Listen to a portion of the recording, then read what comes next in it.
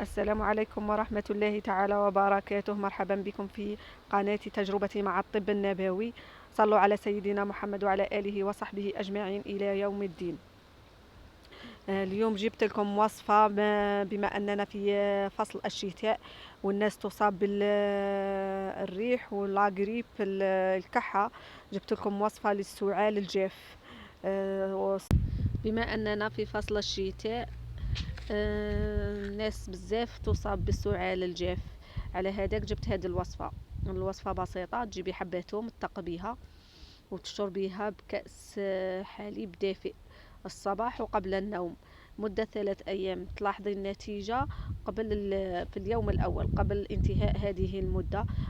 من فضلكم شاركوا هذا الفيديو، الناس راه هلكها لي زونتيبيوتيك، قضات لها على المناعة كامل. هذه الأمور الطبيعية أحسن.